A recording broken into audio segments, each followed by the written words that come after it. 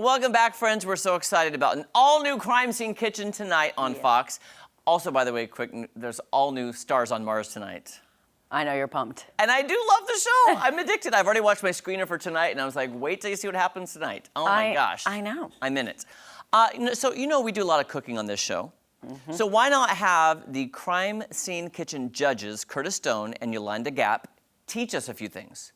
Fox has given us some videos of them, maybe reusing gadgets in the kitchen in a different way and et cetera. Maybe some crimes that we're doing in the kitchen every day that we don't know are crimes. Ooh. Can you even imagine? I mean, we got the mandolin scar to show for it, so.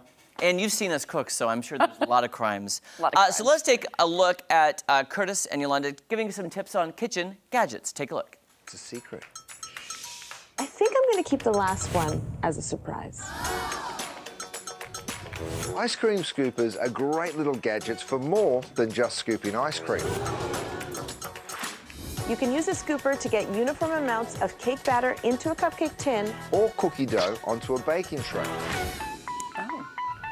We've all used a box grater to get perfect shredded mozzarella. But one cool thing you may not have tried is pureeing a tomato. While holding the box shredder, hold your tomato with the stem side facing your palm. Gently push the tomato into the grater as you rotate it. Watch all that delicious, pureed, beautiful tomato get separated from the skin. Fresh herbs can be key in elevating a bake. But chopping them up with a knife isn't always the best solution. Next time, try reaching for your coffee grinder. With a few pulses, you'll have an aromatic power punch ready for your recipes. Be sure to have a dedicated grinder for your coffee. Unless you like your morning cup with a hint of rosemary. By the way. The way he says tomato. You palm. Tomato. You know what, though? I was thinking, I have a coffee grinder. Using that for herbs is a brilliant idea because it's smaller and compact. But he said, unless you want, this and that. I'm like, what about a basil coffee? That might be nice. A basil coffee? I don't know about that one. I don't know. I'm just thinking out loud. Why don't you try it tonight or for tomorrow morning, and then you give us a rave review. I'm just thinking it can't be that bad. Like just throwing little herbs into the coffee. There's been, I don't know. I'm not a coffee drinker. I'm purely sugar, so.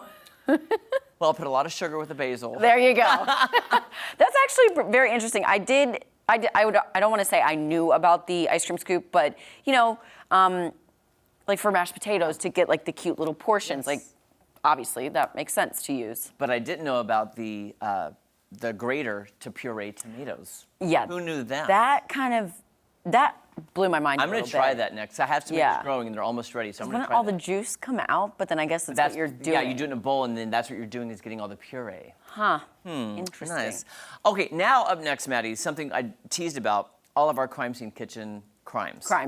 The crimes that we commit every single day.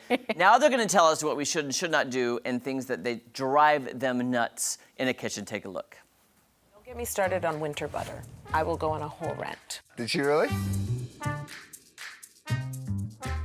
It might be tempting to get started with your bake right away. But make sure all your ingredients are at the right temperature.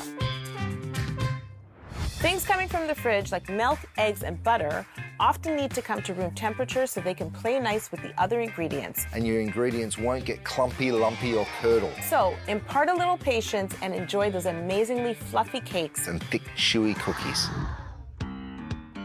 One of the easiest ways to kill a good bake is by accurately measuring. Be sure to measure your dry ingredients in a measuring cup for dry ingredients. And your wet ingredients in a cup for wet ingredients. Or else you might turn Grandma's famous cupcakes into fail cakes. And no one wants that.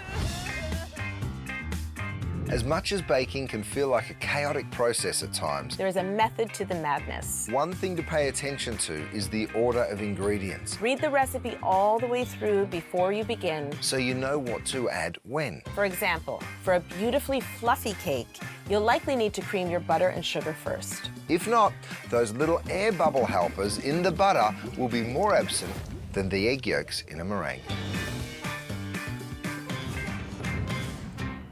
Well, Jeremy, I already know one thing we typically do every single time we cook. We don't use the right cups. Nope. We use dry ingredients in a wet ingredient all the time. Measuring cup all the time.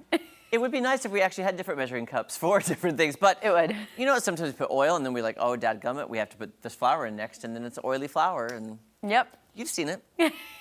We're not telling you anything you don't know. Yep. It's all there for everyone to It is see. what it is. Crime Scene Kitchen, I love this season. It's the professionals versus the home cooks, home bakers.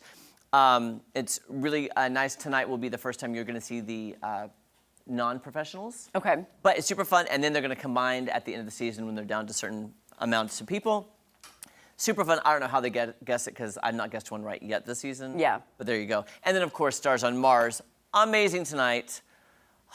I don't know why I'm obsessed with this show. I'm gonna have to check it out. But okay, I'm gonna check that out tonight, and don't go anywhere because I've got my What the Hollywood right after this. Don't go anywhere. Yeah, I'm obsessed with it. I was gonna say they interviewed Tom Schwartz recently about like his